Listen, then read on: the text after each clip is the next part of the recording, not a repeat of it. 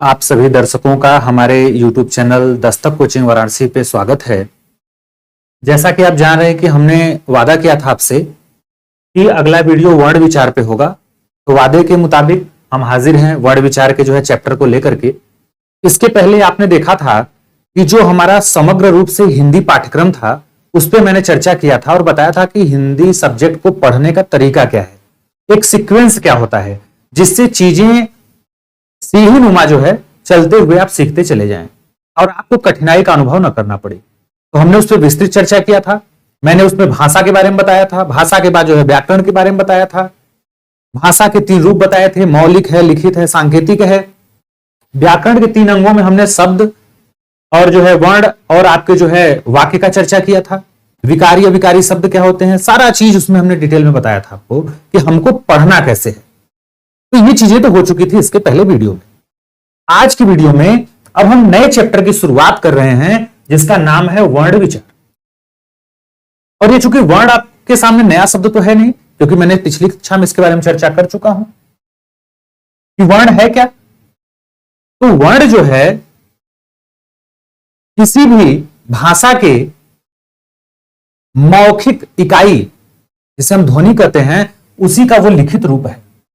और यहां पे लिखा भी है कि भाषा की सबसे छोटी मौखिक इकाई ध्वनि के लिखित रूप को ही हम क्या कहते हैं, वर्ण कहते हैं। एग्जाम में सीधे क्वेश्चन बन सकता है कि भाषा की सबसे छोटी मौखिक इकाई क्या है, तो आप सीधे आंसर देंगे कि सर ध्वनि होगा। लेकिन अगर आपसे पूछे भाषा की सबसे छोटी लिखित इकाई क्या है, तो आप कहेंगे कि वर्ण होगा। और जब ऑप्शन में कोई न दे, सीधे पूछे कि भाषा की सबसे छोटी इकाई क्या है, तब भी आप किसको टिक करेंगे, वर्ण को ही टिक करेंगे। अब अक्षर की बात आती है, देखिए इसमें तो वर्ण और अक्षर में पर्याप्त अंतर है। क्या है, अक्षर का जो शाब्दिक अर्थ होता है कि अ माने होता है नहीं, क्षर माने तोड़ना या घटित होना, अर्थात जिसका विघटन न हो सके, जिसे तोड़ा न जा सके, उसे हम अक्षर कहते हैं। अब अक्षर के बारे में कुछ चीजें और भी हैं कि अक्षर हम किसे कहेंगे, वर्ण किसे कहेंगे। तो देखिए, अक्षर जो होता है वह व्यंजन और स्वर का सम्मिलित रूप होता है। अर्थात हम ये कह सकते हैं कि जब हम व्यंजन में स्वर को मिला दें तब हमारा क्या बनता है, अक्षर बनता है। और सभी स्वर वर्ण भी हैं और अक्षर, ये आप जानते रहिए। सभी स्वर क्या हैं, वर्ण भी कहे जाते हैं और क्या कहे जाते हैं, अक्षर भी कहे जाते हैं। वर्ण अक्षर तभी बन सकता है जब उसमें क्या हो, स्वर जोड़ा जाए। जैसे आप देख रहे हैं कि ये के के नीचे हलंत है, के पढ़ते हैं, और इसमें जब अ स्वर जोड़ दिया गया तो ये क्या बन गया, पूरा क शब्द बन गया, क वर्ण बन गया, जिसे हम क्या कहते हैं, अक्षर कहते हैं। हिंदी वर्णमाला में आप देखेंगे तो जो हम लोग ककहरा पढ़ते हैं या फिर क ख ग घ, ये जो स्पर्शी व्यंजन पढ़ते हैं, तो उसको हलंत करके लिखा जाता है, क ख ग, ऐसे झटके से पढ़ते हैं, क ख ग घ, ऐसे। उसको स्वर रहित करके, रहित माने होता है हटा करके, सहित माने होता है मिला के। अब देखिए, तो ये जो होता है वो वर्णमाला होता है, ठीक। अब देखिए, तो बात आ गई यहां पे अक्षर की। तो अक्षर हमने आपको समझा दिया, वर्ण आपको समझा दिया। अब बात आती है कि मैंने बताया था पिछले भी जो चैप्टर में कि वर्ण के प्रकार क्या है। तो मैंने बताया था कि वर्ण 2 प्रकार के होते हैं, स्वर और व्यंजन। स्वर किसे कहते हैं, जिसको उच्चारण करते समय किसी अन्य की सहायता न ली जाए, अर्थात जो स्वतंत्र हो उसे हम स्वर कहते हैं। इसे हम संस्कृत में अच के नाम से भी जानते हैं। व्यंजन की बात की जाए, जिसके उच्चारण के समय हमें स्वर की सहायता लेनी पड़े, स्वर की मदद लेनी पड़े, उसे हम व्यंजन कहते हैं। और यह स्वतंत्र उच्चारित नहीं होता है, अर्थात इसको उच्चारण करते समय हमें स्वर की मदद लेनी होती है। तो हमने यहां से वर्ण के प्रकार में स्वर और व्यंजन की परिभाषा को जान लिया। अब चूंकि आज का जो पूरा मूल रूप से जो आज का वीडियो होगा वो वर्ण पे ही आधारित होगा, और वर्ण में हम किस चीज को देखेंगे, हम स्वर को देखेंगे। अब देखिए, जब हम स्वर की चर्चा करेंगे तो शब्द यही आता है कि सर इसमें एग्जाम में कैसे क्वेश्चन बनते हैं और आपको सावधानी क्या बरतनी है। तो सबसे पहले जो हम लोग बचपन से पढ़ते आए हैं, अ आ इ ई उ ए ऐ अंग अह तक, इसी को हम स्वर जानते हैं। लेकिन इसमें भी आप देखेंगे तो पर्याप्त जो है अंतर देखने को मिलता है। कुछ चीजें विवाद में हैं और कुछ चीजें विवाद से परे हैं, तो हम उनको सबको समाहित करेंगे ताकि क्वेश्चन कहीं से भी बने आपके एग्जाम में, आप जो है उसे गलत ना कर पाए। अब देखिए है क्या इसमें, अब देखेंगे अगर आप, तो अगर आपसे क्वेश्चन ये पूछे कि बताइए मूल भाषा में स्वरों की संख्या कुल कितनी है। मूल भाषा का जब भी जिक्र आएगा, मूल मतलब होता है जड़, और आपको पता है कि हिंदी कहीं ना कहीं संस्कृत से ही निकली है। आदि जननी हमारे भाषा की क्या है, संस्कृत है। तो अगर आपसे शब्द पूछे, आपसे प्रश्न पूछे जो है एग्जाम में, तो क्या कहेंगे कि मूल भाषा में संस्कृत की संख्या, संस्कृत में जो है स्वरों की संख्या कितनी है, तो आप 13 बताएंगे। कितना बताएंगे, 13। और अगर आपसे साधारण ढंग से पूछे, सामान्य रूप से पूछा जाए कि बताइए हिंदी में स्वरों की संख्या कितनी है, साधारण एकदम, हिंदी में स्वरों की संख्या कितनी है, तो आप कहेंगे 11 है। कितनी है, 11। लेकिन यहीं पे एक चीज जोड़ दे कि हिंदी में कुल स्वरों की संख्या कितनी है।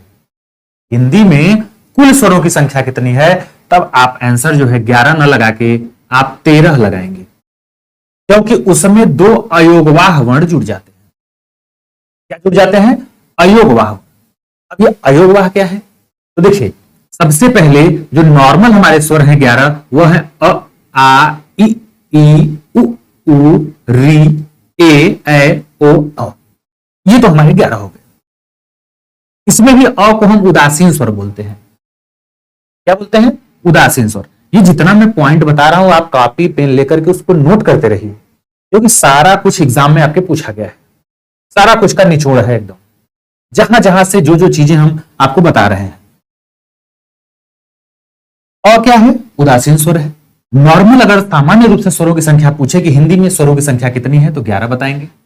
कुल स्वरों की संख्या कितनी है, तो 13 बताएंगे, क्योंकि इन सामान्य रूप से स्वरों की संख्या में 2 स्वरों की वृद्धि हो जाती है, जो अयोगवाह के रूप में जाने जाते हैं, अंग और अह। अंग और अह, इसमें 2 जुड़ जाते हैं।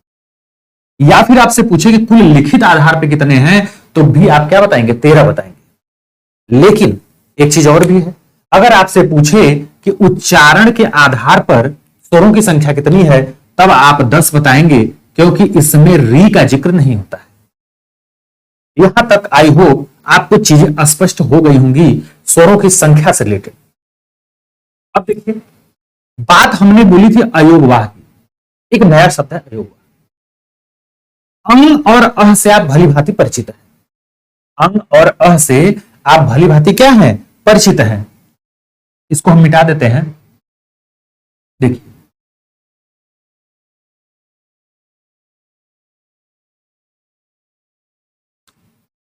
अंग और अह से आप भली भांति परिचित हैं। कैसे परिचित हैं, ये जो अंग है और ये जो अह है, ये जो अंग है इसे अनुस्वार कहा जाता है। क्या कहा जाता है, अनुस्वार। और ये जो अह है इसे हम विसर्ग कहते हैं। क्या बोलते हैं, विसर्ग। लेकिन इन दोनों के सम्मिलित रूप को अगर कहा जाए एक पैकेज के रूप में, अंग और अह को एक साथ क्या पढ़ा जाता है, तो हम कहेंगे कि इसको जो है अयोगवाह पढ़ा जाता है। अयोगवाह का अगर शाब्दिक अर्थ देखा जाए तो आप ध्यान से देखेंगे तो इसमें जो है अ उपसर्ग देखिए लगा है, अ धन योग धनवाह। अ माने होता है नहीं के सेंस में, योग माने होता है जुड़ना, वाह माने वहन करना, अर्थात जो किसी के साथ जुड़कर वहन नहीं।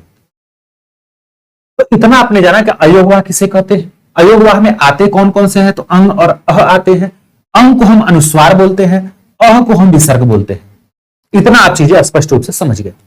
अब देखिए और इसमें विशेष बात क्या है जो एग्जाम की दृष्टि से पूछा जाता है, वह यह है कि जो अयोगवाह होते हैं, अर्थात आपके दिमाग में तुरंत जाएगा अयोगवाह मतलब अंग और अह, अनुस्वार और विसर्ग, वह स्वर और व्यंजन दोनों के गुण प्रदर्शित करते हैं, दोनों के गुण पाए जाते हैं।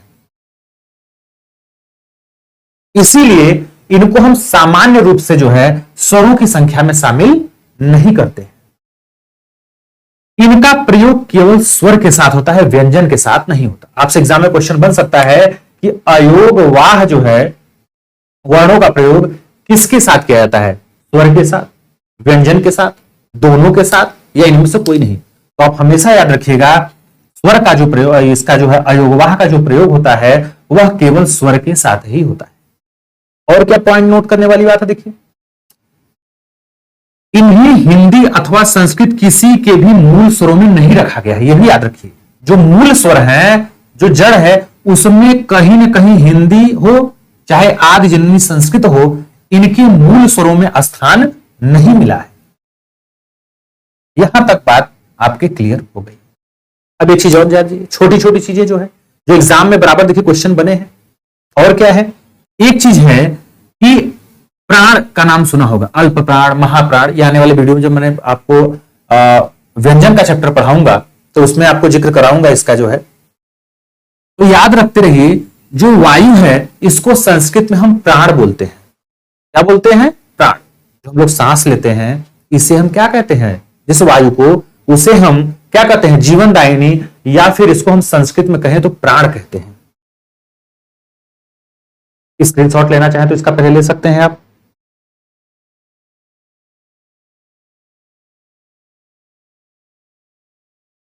चलिए, तो इसे हम प्राण कहते हैं, ये चीज नोट कर लीजिए। अब देखिए और चीजें क्या है कि स्वरों के उच्चारण में लगने वाले समय को हम मात्रा कहते हैं। क्या कहते हैं? मात्रा। जैसे आप सुने होंगे एक मात्रिक, द्विमात्रिक, त्रिमात्रिक। छंद में भी जिक्र आएगा एक मात्रिक का, द्विमात्रिक का। तो मात्रा से याद रखिएगा कि स्वरों के उच्चारण में जो लगने वाला समय है, जो टाइम है, उसे हम क्या कहते हैं? मात्रा कहते हैं। ये सब छोटी छोटी चीजें हैं, देखिए आपको कहीं मिलेंगी नहीं जल्दी। और क्या है देखिए, और क्या चीजें आपके जानने लायक है। एक चीज और है कि जो संयुक्त स्वर होते हैं, संयुक्त स्वर क्या है? 4 होते हैं। संयुक्त माने कहीं ना कहीं आपको यह लग रहा होगा कि जुड़ा हुआ, अर्थात कहीं ना कहीं जोड़ है इनके बीच में। ऐसे स्वर जिनके बीच में कहीं ना कहीं क्या हो? जोड़ हो। अब देखिए जोड़ वाले कौन कौन से हैं? ए है, ऐ है, ओ है और औ। अगर आपसे पूछा जाए कि भाई ये बताइए कि संयुक्त स्वर की संख्या कितनी है, तो कहेंगे सर 4। कौन कौन से हैं? ए, ऐ, ओ। अब और इसके विषय में क्या जानकारी आपको याद रखना है कि ये हमेशा आधे गिने जाते हैं। देखिए पढ़ा रहा हूं मैं वर्ण, और वर्ण में भी क्या? स्वर। लेकिन छोटी छोटी चीजें जो है आने वाले समय में आपको हिंदी सीखने में मदद करेगी। क्योंकि जब आपको पता रहेगा कि ए, आई, ओ, औ, ये जब मात्राएं लगी रहती हैं जिस भी शब्द पे या वर्ण पे, तो उसे हम इस मात्रा को आधा गिनते हैं। क्या गिनते हैं? आधा। छंद पढ़ते समय आपको जरूरत पड़ेगी। तो हमने ये भी जान लिया कि संयुक्त स्वर 4 होते हैं, ए, आई, ओ, औ। अब यहां से गाड़ी हमारी और आगे बढ़ेगी। और क्या आगे बढ़ेगी? अब एक चीज आपको और नोट करना है कि अगर हम एक चीज देखें कि अगर आप जब विलोम पढ़ेंगे आगे शब्द विचार में, तो विलोम में आप ये चीज देखेंगे कि विलोम में क्या होता है कि जो शब्द और विलोम आपसे पूछा जाता है, तो याद रखिएगा अगर शब्द जो है और विलोम जब पूछा जाता है, तो अगर जिस शब्द का आपको विलोम पूछ रहा है अगर वह तत्सम में है, तो विलोम भी क्या होगा? तत्सम में होगा। तत्सम क्या है? जो संस्कृत के वर्ण है सीधे सीधे हिंदी में आ गए हैं। अगर तद्भव में है तो हमारा विलोम भी क्या होगा? तद्भव में होगा। जैसे अगर आपसे पूछे कि हरस्व, हरस्व माने क्या होता है? छोटा ही होता है। लेकिन इसका अगर आपसे विलोम पूछे तो एक हो जाएगा, आप देखिए आपका दीर्घ, ये हो जाएगा बड़ा, है कि नहीं? एक होता है गुरु। गुरु माने भी, लघु माने छोटा होता है, गुरु माने बड़ा। तो ये 3 शब्द आपके ऑप्शन में दे सकते हैं। लेकिन आपको ध्यान देना है कि अगर हरस्व लिखा है तो हरस्व का हमेशा जो है विलोम दीर्घ होगा, न कि बड़ा होगा। क्या होगा? दीर्घ होगा। बड़ा किसका विलोम होगा? तो बड़ा छोटे का विलोम होगा। क्योंकि तत्सम का विलोम तत्सम, तद्भव का विलोम तद्भव। और गुरु का विलोम क्या होगा? लघु, या लघु का गुरु। तो आप ये भी चीज जान गए कि जब हम विलोम जानेंगे तो विलोम में तत्सम का विलोम तत्सम में, तद्भव का विलोम तद्भव में लिखा जाता है हमेशा। अब देखिए और क्या चीजें हैं। अब देखिए हिंदी में हम जब देखते हैं, ये चीजें आपके बोर्ड से मैं हटा दे रहा हूं।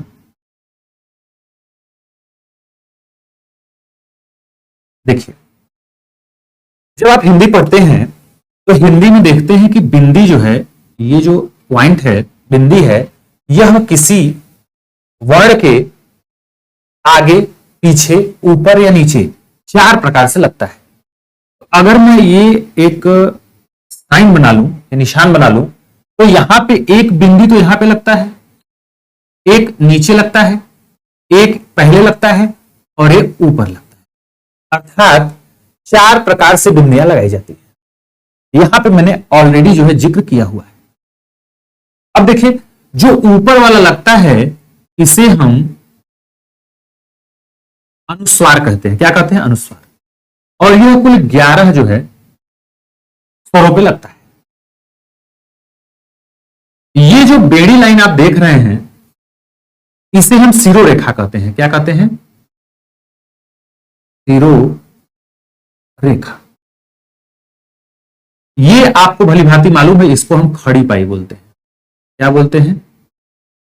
खड़ी पाई। ये जो आप निशान देख रहे हैं जो खड़ी पाई के बाद है, इसको हम क्या बोलते हैं? पंचमाक्षर बोलते हैं।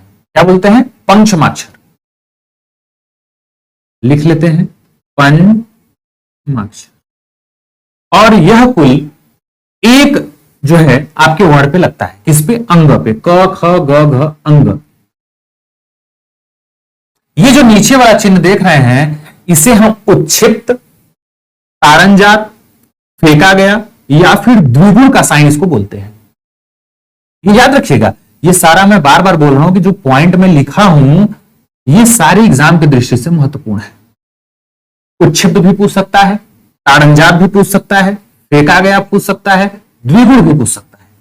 तो कहने का मतलब कुछ भी आपसे पूछे, ये सारे चारों नाम इसी बिंदु के हैं, इसे हैं उच्छिप्त के ही हैं।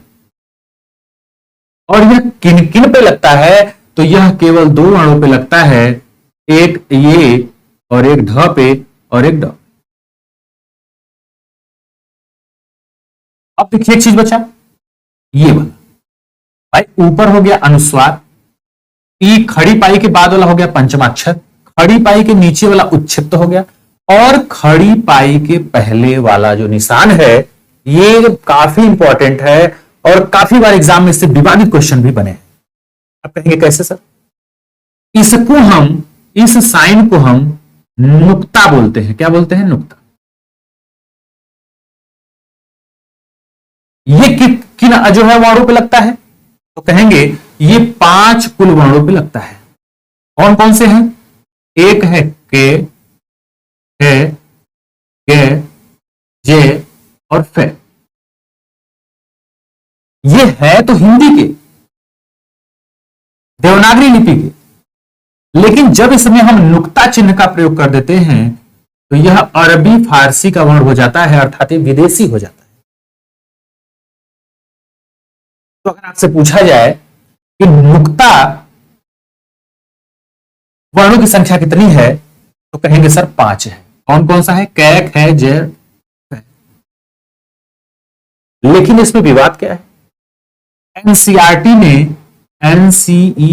ने केवल 3 ही नुक्ता शब्दों को माना है, 3 ही जो है वर्णों पे नुक्ता का प्रयोग किया है। कौन कौन से? तो देखिए ये आपका खे है, जे और फे। खे, जे और तो अगर आपसे एनसीईआरटी के अकॉर्डिंग अगर चलेंगे तो खे, जे, फे। और ये जो 5 हैं ये नॉर्मली क, ख, ग, ज, फ पे लगते हैं। अच्छा, इसका प्रयोग किसने किया? ये भी सवाल आता है एग्जाम में। तो याद रखिएगा, एक राजा शिव प्रसाद, सितारे हिंद जिसको उपाधि मिली थी, राजा भी उपाधि मिली थी, उन्होंने इसका प्रयोग जो है हिंदी में करना शुरू किया था। कौन? राजा शिव प्रसाद सितारे हिंद। तो ये कह सकते हैं कि इसको हिंदी में लाने का श्रेय जो है राजा शिव प्रसाद सितारे हिंद को ही क्या है जाता है। ठीक है, 1913 में इन्होंने जो है आपको ये बताया था कि अगर इसका प्रयोग जो है कब कैसे करना है। तो अगर इसके जो है प्रयोग की बात की जाए तो राजा शिव प्रसाद सितारे हिंद द्वारा जो है इसको हिंदी में लाया गया। तो यहां तक देखिए बात हो गई क्लियर। अब देखिए और बात क्या है, वर्णमाला किसे कहते हैं। आप लोग वर्णमाला का नाम बार बार सुनते हैं। तो वर्णमाला जो है वर्णों का क्या है, एक व्यवस्थित समूह है। ये भी छोटी छोटी पॉइंट आपको ध्यान रखना है दिमाग। यहां तो नुक्ता वाला आपका हो गया है। हिंदी में 4 प्रकार से बिंदु लगाए जाते हैं जैसा मैंने बताया। नुक्ता की बात की जाए तो ये 5 अक्षर पे लगाए जाते हैं, और जब यह लग जाता है तो यह अरबी फारसी का वर्ण बन जाता है, अर्थात विदेशी बन जाता है। ठीक है, ये आपने ऑलरेडी जो है इन चीजों को इतना आप सीख चुके हैं, यहां भी पूरा आप सीख चुके हैं। अब बात आती है कि हिंदी जो है एक वैज्ञानिक भाषा है। अब वैज्ञानिक का मतलब क्या होता है भाई, जब आप किसी से चर्चा करते हो बोलते हैं कि अरे यार ये क्या अवैज्ञानिक बात बोल रहे हैं। वैज्ञानिक का मतलब होता है कि यह किसी प्रमाण द्वारा सिद्ध किया गया। तो हिंदी क्या है, एक वैज्ञानिक भाषा है। अब इसको हम आगे प्रूफ करेंगे। लेकिन अगर अंग्रेजी की बात की जाए तो अंग्रेजी में ऐसा कुछ नहीं है। अब मैं ऐसा क्यों कह रहा हूं, इसके पीछे कारण क्या है भाई, कोई ना कोई तथ्य होगा तभी ना मैं बोल रहा हूं। कहीं ना कहीं से मुझे ये जानकारी है कि हाँ ये वैज्ञानिक भाषा है या अवैज्ञानिक है। तो ये तर्क क्या है, देखिए हिंदी में जो चीज हम उच्चारित करते हैं उसे ज्यों का त्यों लिखते हैं, लेकिन अंग्रेजी में ऐसा नहीं। कहेंगे कैसे, आइए देखिए। अब चीजों को समझते हुए चलिए, रटने वाली परंपरा जो है छोड़ दीजिए। देखिए अंग्रेजी का एक वर्ड है ANOW, इसको हम पढ़ते हैं नो, लेकिन इसमें के क्या है, साइलेंट है। देखिए पढ़ने को तो नो पढ़ते हैं, लेकिन के क्या है इसमें, साइलेंट है। लेकिन हिंदी में जो हम उच्चारित कर रहे हैं नो बोले हैं तो नो पूरा लिखे। हाँ हिंदी में भी कुछ दोष हैं, लेकिन वो उच्चारण संबंधी दोष है। अगर आप उच्चारण सही से करेंगे तब तो वो सही रहेगा, नहीं तो व्यक्ति गलत उसका अर्थ निकाल लेगा। जैसे आप देख रहे हैं कि यहां पे ये बड़ा वाला स, ये भी श, ये श, श और ये श। देखिए ऐसे नॉर्मली पढ़ेंगे तो स बोल देते हैं। तो ये थोड़ा सा जो है क्या है, उच्चारण संबंधी इसमें दोष है। जैसे कभी कभी होता है कि हम इसको नमः नमः बोल दिए, और इसको ऐसे भी लिख सकते हैं नमः। तो बहुत माइनर इसमें क्या है, आपके उच्चारण संबंधी इसमें त्रुटि। अब इतना चीज आप जान गए, अब गाड़ी और आगे बढ़ाते हैं।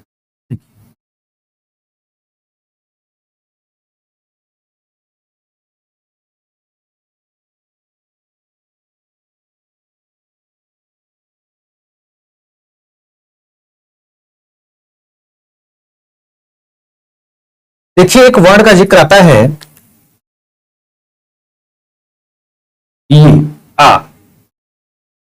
अगर इसकी बात करें तो ये कहीं ना कहीं आ वर्ड और औ के बीच का है। क्या है, बीच का है।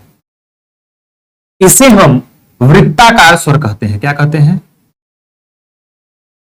वृत्ताकार स्वर कहते हैं। क्या कहते हैं, वृत्ताकार स्वर। ये बीच का शब्द है, किसके किसके, आ और औ के बीच का है। इसे हम विदेशी स्वर कहते हैं। क्या कहते हैं, विदेशी स्वर। ठीक, ये भी आप पॉइंट जान गए। छोटी छोटी चीजें आपको देखिए बता दे रहा हूं कि कहीं से भी क्वेश्चन आए तो वर्णमाला से रिलेटेड, वर्ण विचार से रिलेटेड आपका सवाल कहीं से भी गलत ना हो। इसलिए मैंने हर एक छोटे छोटे बिंदु को, हर एक छोटे छोटे पॉइंट को, चाहे वर्ण हो, अक्षर हो, किसे वर्ण कहेंगे, किसे अक्षर कहेंगे, किसका विलोम क्या होगा, है ही नहीं, हर चीज अपने स्तर पे समझाने का आपको प्रयास कर रहा हूं, और आशा करता हूं कि आपको समझ में आ भी रहा होगा। अब देखिए जब हम इतनी चीजों को जान गए अब हमारा नंबर आता है स्वरों के वर्गीकरण पर। हमने स्वर पढ़ लिए। अगर सामान्य रूप से स्वरों की संख्या पूछी जाए तो 11, कुल स्वरों की संख्या पूछी जाए मूल तो 13, है कि नहीं? और अगर उच्चारण के आधार पर पूछा जाए तो 10। ये चीजें आप भली जान गए होंगे। अब देखिए, ये सब जानने के बाद हम चलते हैं स्वरों के वर्गीकरण पे। किस पे? स्वरों के वर्गीकरण। तो देखिए, अगर स्वरों को हम बांटें तो स्वरों के बांटने का जो आधार है वो कई प्रकार से है। अब उसमें है कौन कौन से? तो देखिए, एक तो आधार हमारे पास है कि हम स्वर को मात्रा या फिर उच्चारण काल के आधार पर बांटें। और जब इस आधार पर बांटेंगे, मात्रा या फिर उच्चारण काल के आधार पे, तो देखेंगे कि 3 प्रकार इसमें बनता है। एक मात्रिक, द्विमात्रिक और त्रिमात्रिक। ऐसे स्वर जिनके उच्चारण में एक मात्रा लगे, एक मात्रा का समय लगे। मैंने बताया था कि मात्रा किसे कहते हैं, इसीलिए मैं शब्दों को बताता चल रहा हूं कि स्वरों के उच्चारण में लगने वाला जो समय है उसी को हम मात्रा बोलते हैं। द्विमात्रा का मतलब जिसमें इससे दूना समय लगे, और त्रिमात्रिक का मतलब हो गया जिसमें इससे 3 गुना समय लगे। अब ये जान गए कि मात्रा के आधार बांटेंगे तो 3 प्रकार है, एक मात्रिक, द्विमात्रिक और त्रिमात्रिक। इसीलिए देखिए, रिपीट करता चलता हूं कि आपको याद होते चला जाए। इस समय दोबारा आपको मेहनत करने की जरूरत नहीं। अब देखिए, दूसरा हमारा तरीका क्या है बांटने का। भाई, स्वरों का वर्गीकरण का दूसरा आधार क्या है, क्या किस बेसिस पे मैं बांट रहा हूं? तो मुख के खुलने के आधार पर। अब देखिए, मुख के जब खुलने की बात आएगी, मुख के खुलने की बात आएगी तो इसमें भी 4 प्रकार से बांटा। भाई, मात्रा के आधार पे आपने देखा कि 3 प्रकार से बांटा, एक मात्रिक, द्विमात्रिक, त्रिमात्रिक। और मुख के खुलने के आधार पे देखेंगे तो ये आपके 4 प्रकार से है। विवृत्त है, संवृत्त है, अर्ध संवृत्त है, अर्धविवृत्त है। तो इसका क्या मतलब है? एक में होगा कि पूरा मुंह खुला होगा, एक में होगा कि पूरा मुंह बंद होगा, एक में होगा कि आधा खुला रहेगा और दूसरे में आधा बंद होगा। ये 4 कंडीशन आएंगे। अब तीसरा आधार क्या है स्वरों के वर्गीकरण का? तो ओठों की स्थितियों के आधार पर। जो हमारे होठ हैं इसके खुलने के आधार पर, ओठों की बनावट के आधार पर, कि हम जब स्वरों का उच्चारण करते हैं तो कहीं ना कहीं जो मुंह के होठ की बनावट है वो किस ढंग के है। तो इसमें 2 प्रकार आते हैं। यहां पे सब देखिए लिखा हुआ है, अवृतमुखी, वृतमुखी, अवृतमुखी और दूसरा है वृतमुखी। नाम से ही स्पष्ट, वृत्त माने होता है गोलाकार, मुखी माने उसका मुख बने, सिंबल बने। तो होठों का आकार जब गोला बनेगा, सर्किल नुमा बनेगा, तो उसे बोलेंगे वृतमुखी स्वर। और जब ये इस प्रकार से नहीं बनेगा तो उसे हम अवृतमुखी स्वर। अब देखिए, 3 आधार पे मैंने बांट दिया, मात्रा, मुख के खुलने के आधार पे, होठ की आकृति के आधार पे। अब चौथा है जीभ के प्रयोग के आधार पे। अब जीभ के प्रयोग के आधार पे क्या है? तो जीभ के प्रयोग के आधार पे देखेंगे जिह्वा के, तो आपका 3 प्रकार से बांटेंगे, जिसमें आगे का भाग जो है जीभ के क्रियाशील रहता है, मध्य भाग रहता है और पश्च भाग। माने जीभ की क्रियाशीलता के आधार पर देखेंगे तो इसको भी 3 भागों में बांटा गया है। जब जीभ का अगला भाग क्रियाशील हो, ऐसा स्वर जिसको बोलते समय जीभ का अगला हिस्सा क्या हो, क्रियाशील हो, तो उसे क्या कहते हैं? उसे हम अग्र स्वर कहते हैं। जिसमें मध्य भाग क्रियाशील हो, मध्य जो है स्वर कहते हैं। और जिसमें पश्च माने पिछला, सबसे लास्ट वाला, उसे हम पश्च स्वर कहते हैं। ये हमारा बांटने का आधार है। अब इसको हम थोड़ा डिटेल में लेते हैं कि कौन कौन से उसमें ऐसे स्वर आते हैं। अब देखिए, और इसको समझाते भी हैं आपको। अब देखिए यहां पे जब आप चलेंगे मात्रा के आधार पे, तो मैंने बताया था कि 3 प्रकार से। अब देखिए इसमें है क्या? पहला है ह्रस्व, लघु, छोटा, मूल, अखंडित या एक मात्रिक।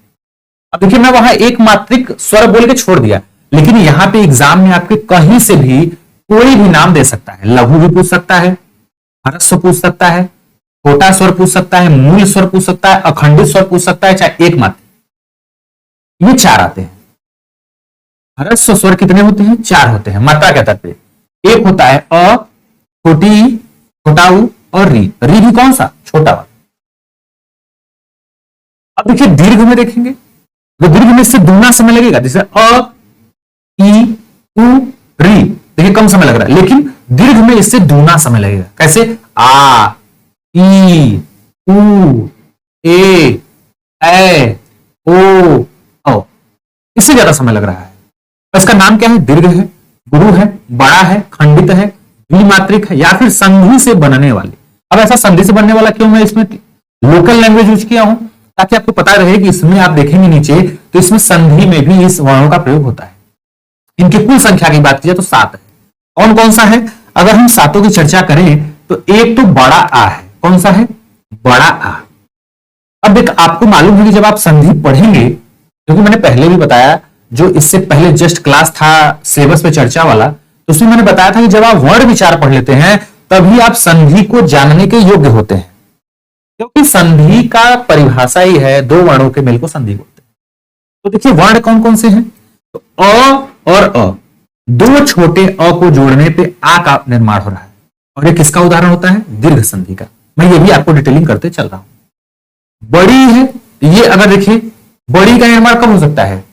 जब दोनों छोटी हो, एक छोटी बड़ी हो। ये किसका उदाहरण है? ये भी दीर्घ संधि का उदाहरण। अक सवर्णे दीर्घ, इसका सूत्र होता है। बड़ाऊ की बात की जाए तो इसमें देखिए दो छोटा मिलकर बड़ाऊ का निर्माण, ये भी क्या है? दीर्घ संधि का है। यहां पे देखिए ए देख रहे हैं, छोटा वाला, ये अ और छोटी ई से मिलकर बनता है, और ये किसका उदाहरण है? गुण संधि का। ए ओ अर, ए ओ अर, ये गुण संधि आप जानते हैं, इससे बनता है। अरे की बात की जाए तो अ और ए मिलके, ओ की बात की जाए तो अ और छोटा ओ मिलके, औ की बात की जाए तो अ और ओ मिला करके औ बनता है। और ये देख रहे हैं आप सीधे सीधे लिखे हैं वृद्धि संधि का उदाहरण। ये क्या है? गुण संधि का। ए ओ अर जब आएगा तो वहां पे गुण संधि होगा, ए औ ये सब आएगा तो वहां पे क्या होगा? वृद्धि संधि होगा। तो संधि भी यहां पे थोड़ा बहुत जानकारी लेते चलिए। अब ये आप समझ गए होंगे। अब तीसरे पे बात आती है कि तीसरा क्या है? तो प्लुत है या त्रिमात्रिक कहते हैं, जिसे 3 मात्रा का समय लगे। इसमें देखिए मतभेद है, इसकी संख्या में बहुत सारे मतभेद है। मुख्य रूप से देखा है तो 8 प्रकार।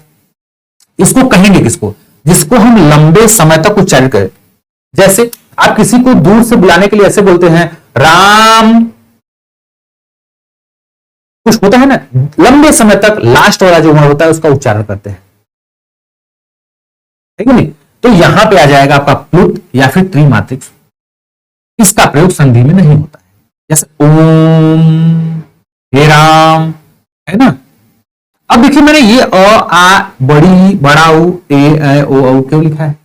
आप एक चीज ध्यान दिए होंगे, जो छोटा स्वर है जैसे अ आ, ऐसे हम लोग पढ़ते हैं ना, अ आ ई उ मतलब छोटे को झटके से पढ़ते हैं और बड़े को आराम से पढ़ते हैं। लेकिन एक बात आपने ध्यान दिया कि जब हम उसको छोटे को लंबे समय तक अगर बोले तो वो बड़े में कन्वर्ट हो जाता है। जैसे ई, अब ई बोल के हटना नहीं है, ई अब लंबा जब करेंगे तो लंबे समय तक जाते जाते ये बड़े ई में क्या हो जाएगा? कन्वर्ट हो जाएगा। जैसे उ, ऐसे बोल के छोड़ दिए, लेकिन उ अब लंबे समय तक उच्चारण करेंगे तो ये किसमें आ जाएगा? प्लुत में आ जाएगा। तो कहने का मतलब लघु स्वर को जब हम लंबे समय तक उच्चारित करते हैं तो प्लुत में क्या हो जाता है? कन्वर्ट हो जाता है। अब कहेंगे सर री को क्यों नहीं लिखा? भाई री चाहे जितना लंबा बोले उसका अर्थ री ही रहेगा, उसमें तो चेंजेस आएगा नहीं। री देखिए, है ना। अब देखिए तो इतना चीज आप समझ गए। अब आगे चलिए। मुख के खुलने के आधार पर मैंने बताया था 4 प्रकार के हैं। विवृत अर्थात पूरा खुला हो, तो ये ऐसा एक ही वर्ण है आ। क्या है? आ देखिए डॉक्टर के पास जाते हैं जब आप, डेंटिस्ट के पास अपने दांतों को दिखाने के लिए, तो वो आपसे यही वर्ण उच्चारित करवाता है कि मुंह खोलो। नहीं खोल पाता बोलो आ। जब आ करके मुंह खुलवाता है तो वह क्या करता है? मुख के खुलने के आधार पर विवृत का जो है काम करता है। अब अगर हम अर्धविवृत की बात करें तो अर्ध माने होता है आधा, विवृत माने होता है खुला हुआ। आधा खुला हुआ इसमें अ, ए, ओ और आ आता है। इसको हम विदेशी स्वर जिसको बताए हैं, जो है आ और औ के बीच में आता है। अब देखिए बात आती है समृद्ध की, मैंने पूरा बता दिया था, क्लोज्ड अर्थात पूरा बंद हो। तो देखिए ई, ई, उ, री, ये सब बोलने पे देख रहे हैं कि मुंह पूरा क्या है, बंद है। ई, उ, री, ये तो बोलेंगे तो आपको ये सेंस समझ में खुद आएगा। अर्ध समृद्ध, हाफ क्लोज, आधा बंद, इसमें ए और ओ आते हैं। आसानी से ये चीजें आपके समझने योग्य है। अब देखिए ओठों की स्थिति के आधार पे क्या है, दो प्रकार का मैंने बताया था, अवृतमुखी, अवृतमुखी, जिसमें ओ का आकार न बने, गोले का आकार न बने, जैसे अ है, आ है, छोटी है, बड़ी है, ए है, ए। लेकिन किसमें बनेगा, तो ऊ में बनेगा, बड़ा ऊ में बनेगा, ओ, औ, आ में बनेगा। ठीक है, अब आई होप आप इतनी चीजों को समझ गए होंगे। जो लास्ट हमारा आधार था जीव के प्रयोग के आधार पे। अब देखिए जीव के प्रयोग में पहला क्या है, जो आगे का भाग क्रियाशील हो, अर्थात उच्चारण में जीव का जो अगला भाग हो क्या हो, वो एक्टिव रहे। तो ऐसे कौन कौन से हैं, तो ई है छोटी, बड़ी है, ए है, बड़ा ए है। मध्य स्वर की बात करें, जिसमें जीव का मध्य भाग क्रियाशील रहता है, उसमें केवल एक ही स्वर है जिसको हम उदासीन स्वर कहते हैं,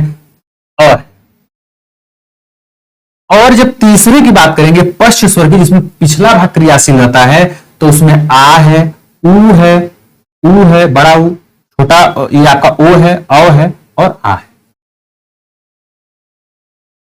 तो ये हमने स्वर का वर्गीकरण पूरा जो है मोटी मोटा पढ़ लिया। इसी में आप देखेंगे मुख खुलने वाले में ही इसमें कभी जीव के ऊंचाई के आधार पर पूछ देगा, कभी जीव की क्रियाशीलता के आधार पर पूछ देगा। तो ये चीज आप जानते रहिए। अब देखिए बात आती है कुछ छोटे छोटे पॉइंट की, फिर मैं आपको जो दो फिगर बताया हूं इस पे चर्चा करूंगा। पहली बात, जो सभी स्वर होते हैं वो सघोष होते हैं। सघोष का मतलब होता है जिसमें कंपन हो, ऐसा वर्ण जिसके उच्चारण में हमें कंपन महसूस हो। वायु ध्वनियों को जो है निकालते समय वायु जब मुंह से निकलती है तो घर्षण करके निकलती है, रगड़ खा के निकलती है, कंपन करके निकलती है, उसे हम क्या बोलते हैं, सघोष। तो सभी स्वर क्या है, सघोष होते हैं। दूसरा चीज क्या है कि ये जो य और व है इसको हम अर्ध स्वर में गिनाया जाता है। किसको किसको, देखिए यहां पे एक य है और ये व, इन दोनों को हम अर्ध स्वर में गिनते हैं। इसमें अर्ध स्वर में और क्या चीजें हैं, देखिए दो चीजें और हैं। एक है कि इसको तो मैंने आपको डिराइव कर दिया था, ये विदेशी स्वर है, आगत स्वर है कि नहीं। अब एक चीज और बचा है, अगर इसमें चंद्रबिंदी लग जाए, तो जब इसमें चंद्रबिंदु लग जाए इसको हम जानते हैं, इसे हम विकसित स्वर बोलते हैं। इसको जो है हिंदी के जो विद्वानों ने है, जो हमारे हिंदी विद्वान हैं, हिंदी में जो है इसे स्वतः विकसित किए हैं, खुद से विकसित किए हैं। ये कहीं से आया नहीं है, किसी की नकल नहीं है, स्वयं से विकसित किया गया है। इसको देखेंगे, जैसे आप जानते हैं कि हिंदी जो है आदि जंगली जो भाषा संस्कृत है उसी से परिमार्जित होते हुए आ रही है, सरल होते हुए आ रही है।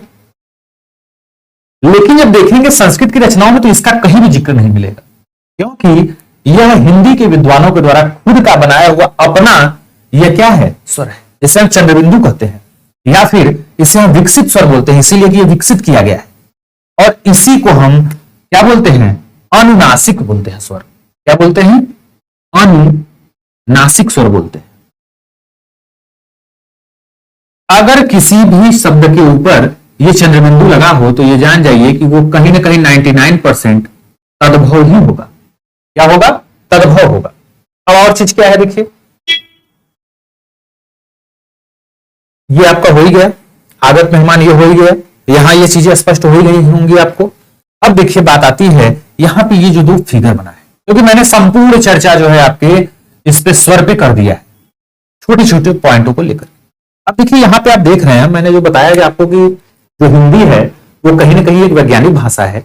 देखिए विद्वानों ने जो बनाया है, जब आप इसके अगले चैप्टर में जब आप व्यंजन पढ़ेंगे तो व्यंजन में देखेंगे कि 25 आपके स्पर्शी व्यंजन होते हैं,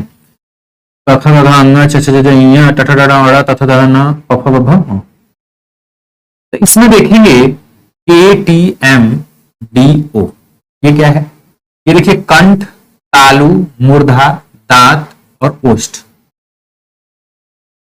ये जो कै वर्ग है, कै ख ग इनका अलग अलग उच्चारण स्थान है। कहने का मतलब जब कोई भी व्यक्ति, हम हो चाहे आप हो, जब कोई चीज बोलते हैं तो कहीं ना कहीं वो पहले हृदय में, वो मन में वो बातें आती हैं, फिर वो मन से निकलते निकलते पहले वो कंठों तक पहुंचती है।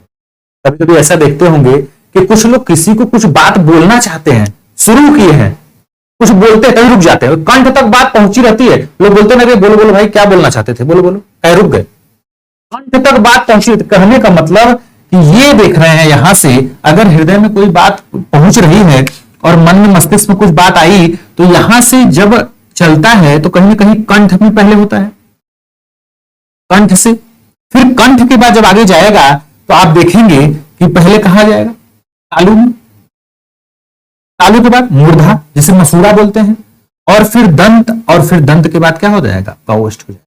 यहां पे देखिए क्रम भी लिखा हूं, कंठ, कंठ से जब आगे चलेगा तालु में, तालु के बाद मूर्धा में, फिर दंत में, फिर होठ में और फिर नाक।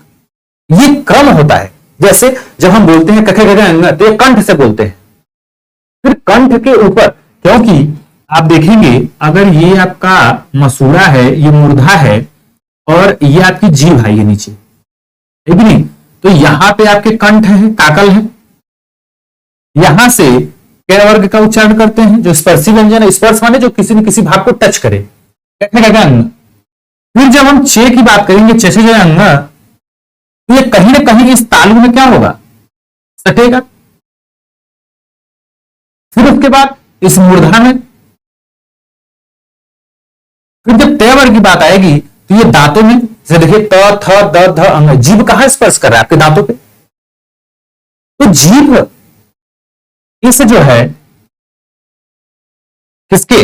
तालु के किस भाग को कहां स्पर्श कर रहा है, उसी आधार पे ये विकसित की गई है क्या? वर्णों को हिंदी में। तो पहले कंठ को, फिर तालु, फिर मूर्धा, फिर दंत, फिर ओष्ठ और उसके बाद नाक। अब जो मैंने आपको 4 प्रकार बताया था मुख के खुलने के आधार पे, तो देखेंगे कि ये जो कंडीशन है ये आपका क्या है? तालु है पूरा, और इसमें जीभ जो है वो अगले हिस्से में जाके चिपक जा रहा है शुरू में ही, तो ये पूरा क्या हो जा रहा है? बंद हो जा रहा है। तो जब पूरा बंद हो गया तो इसी को हम क्या बोले हैं? आपको कहा गया संवृत्त। ये पूरा बंद हो, और ये जो पूरा खुला है, देखिए ये जीभ जाके यहां पे सट गई है तालु में पीछे की तरफ, आगे का भाग क्या हो गया? पूरा खुला है। तो इसे हम क्या कहते हैं? विवृत्त कहते हैं। और जब आधा बंद हो, अर्थात बीचों बीच हिस्से को जीभ स्पर्श करे तालु के, तो ऐसी स्थिति आएगी कि ये क्या हो जाएगा? आधा बंद हो जाएगा, और इसी कंडीशन में आधा खुला भी हो। तो ये सब चीजें आप समझ गए। तो आई होप आज का वीडियो आपको पसंद आया होगा। पसंद अगर आया होगा तो आप एक काम मत भूलिएगा, लाइक शेयर सब्सक्राइब करना। और मिलेंगे नेक्स्ट वीडियो में वर्ण विचार के जो है व्यंजन को लेकर। काफी लंबा चलेगा वो, क्योंकि उसमें हमें लगता है कि 2 क्लास लेना पड़ेगा, क्योंकि थोड़ा बड़ा भी है उसमें व्यंजन है, अनुस्वार है, पता नहीं क्या क्या है, उसमें पूरा डिटेलिंग आपको कराना है। तो देख रहे हैं कि छोटे छोटे पॉइंट को भी मैंने समाहित किया है इसमें। तो चलिए आज के लिए बस इतना ही, मिलेंगे नए वीडियो में नए टॉपिक के साथ। तब तक के लिए जय हिंद, जय भारत। स्क्रीनशॉट आप इसका ले लीजिए।